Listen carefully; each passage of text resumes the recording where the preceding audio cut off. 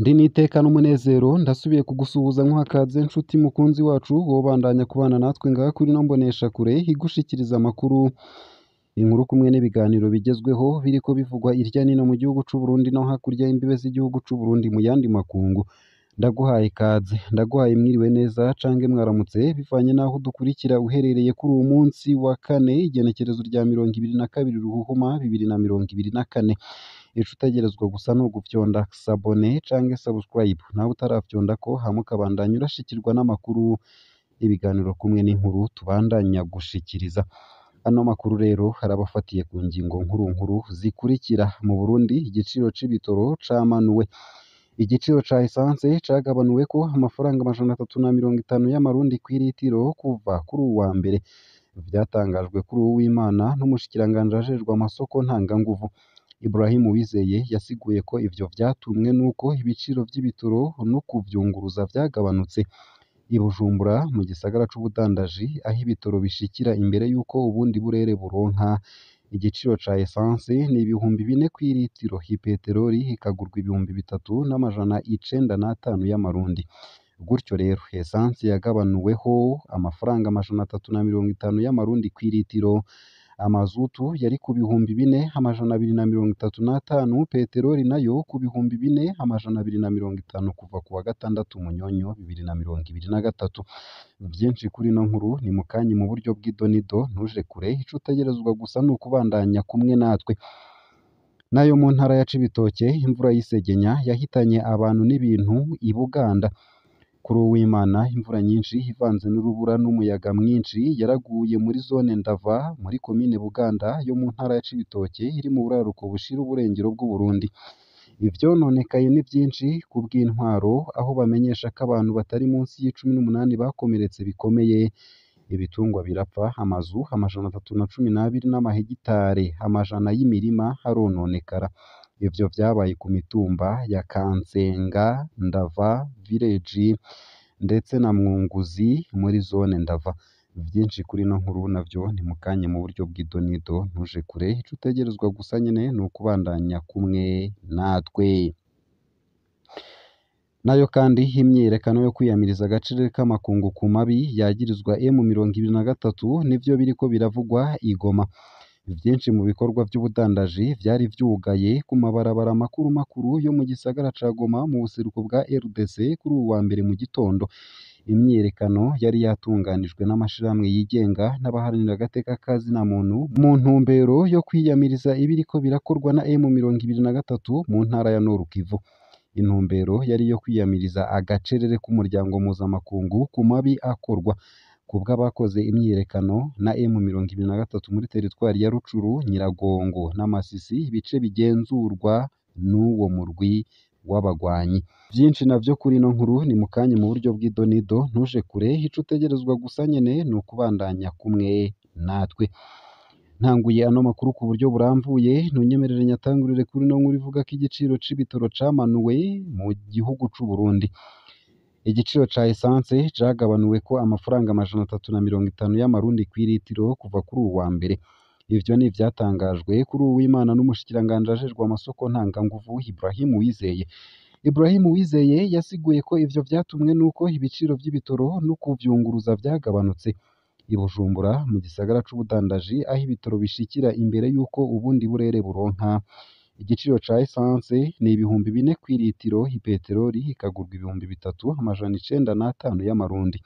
Gutyo rero essence yagabanuweho amafaranga 350 y'amarundi kw'iritiro. Amazutu yari ku 4,235, peteroli nayo ku 4,250 kuva ku wa gatandatu Munyonyo 2023. Umushikiranganji ajejwe amasoko ntanganguvu akaba asigura ko ibiciro bihinduka bivanye n'isoko mpuzamakungu ndetse n'ibiciro vyo kunguruza ivyo bitoro mu mato yerekeza ikivuko c'i Dar es Salaam mu gihugu ca Tanzania. Ibrahim Uwizeye yamenyesheje ko imanuka ry'ivyo biciro ribaye mu ntumbero yo kubahiriza intumbero ya leta yo guhindura ibiciro kw'ibombo buri kwezi bivanye n'uko ibintu vyifashe. Yaragabishije abo bose bagomba guhungabanya itangwa ry'igitoro, agatomora ko ivyari vyaranguwe bitaratangwa bizotunganywa ibiciro hisunzwe indinganizo nshasha. Abenshi baribaza nimba iryo manuka ry'ibiciro vy'ibitoro rizotuma ibiciro vyo kwiyunguruza n'ivy'ibifungurwa navyo nyene bimanuka. Nayo mu yandi makuru kandi nuko mu ntara ya Cibitoke imvura y'isegenya yahitanye abantu n'ibintu i Buganda. Kuri Uwimana imvura nyinshi ivanze n'urubura ndetse n'umuyaga mwinshi yaraguye muri zone Ndava muri komine Buganda yo mu ntara ya Cibitoke iri mu buraruko bushira uburengero bw'Uburundi. Ivyononekaye ni vyinshi ku bw'intwaro aho bamenyesha ko abantu batari munsi ya 18 bakomeretse bikomeye. Ibitungwa birapfa, amazu amajana 312 n'amahegitare amajana y'imirima arononekara. Ivyo vyabaye ku mitumba ya Kansenga, Ndava Village ndetse na Mwunguzi muri zone Ndava. Iyo niyo mitumba yakozweko cane. Urubura rwarishe imirima nta gisigaye. Abantu benshi barakomeretse, abasinzikajwe banyarukanywe i Bujumbura mu mugwa mukuru w'ubudandaji. Uko akaba ariko abanyagihugu bavuga. Amasoko mu ntwaro akaba avuga ko hari abantu 18 bakomeretse, intama n'imene zapfuye, amazu amajana 312, ibirasi vy'amashure n'urushengero vyasidutse hamwe n'amahegitare amajana y'imirima yatwawe n'imyuzurira.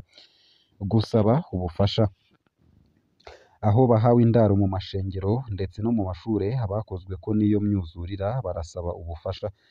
Twaratakaje vyose n'ivyo twari twimbuye, dusaba imfashanyo. Uko akaba ariko bivugwa n'abavuganye na SOS Media Burundi, natwe dukesha iyi nkuru. Elisha Fatukobiri, umukuru wa zone Ndava, akaba amenyesha ko yatanze icegeranyo ku bamukurira, asaba abagira neza kuhaseruka vyihuta kugira ngo hafashe abababaye. Haraheze ukwezi imvura nyinshi yari yaguye muri iyo komine aho yari yahitanye amazu 1,108 hamwe n'amahegitari amajana y'imirima. Abo ba kera bari bakozweko n'iyo mvura ntibari bwaronke imfashanyo. Nayo mu makuru ariko aravugwa hanze y'imbibe z'igihugu c'u Burundi, ntunyemerere nkushikirize ino nkuru ivuga ko i Goma hariko haraba imyiyerekano yo kwiyamiriza agacerere k'amakungu ku mabi yagirizwa M23. Vyinshi mu bikorwa vy'ubudandaji vyari vyugaye ku mabarabara makuru yo mu gisagara ca Goma mu buseruko bwa RDC kuri uwu wa mbere mu gitondo. Imyiyerekano yari yatunganijwe n'amashirahamwe yigenga ndetse n'abaharanira agateka ka zina muntu mu ntumbero yo kwiyamiriza ayo mabi nyene mu ntara ya Nord Kivu. Intumbero yari iyo kwiyamiriza agacerere k'umuryango mpuzamakungu ku mabi akorwa kubw'abakoze imyiyerekano na M23 muri teritwari ya Rucuru, Nyiragongo na Masisi, ibice bikigenzurwa n'uwo murwi w'abagwanyi. Abagize iyo myiyerekano biyamirije kuri uwo w'Imana ico bita ukutitaho ikintu na kimwe vy'umuryango mpuzamakungu. Agacerere k'amakungu karatwereka ko afise uruhara muri dosiye ya RDC. Tuyasaba ko yohagarika iyo ntambara yo mu buseruko bw'igihugu cacu. Uko akaba ariko bishimangirwa na Eric Mwimuka, umunywanyi wa Ruca RDC. Mw'ihuriro ry'amabarabara ku mugwa mukuru w'igisagara ca Goma mu mugwa mukuru wa Nord Kivu, aho iyo myiyerekano yatanguriye, amabendera ya USA, Ubufaransa, u Rwanda, Uganda ndetse na Polonye yaraturiwe. Duhisemwo guturira ayo mabendera kugira ngo twereke amakungu umutwaro w'abanyekongo bivuye ku ntambara yo mu gice c'ubuseruko bw'igihugu cacu. Uko akaba ariko vyasiguwe na Felicien Tumusifu wo mw'ishirahamwe Ijwi ry'abigijweyo muri RDC.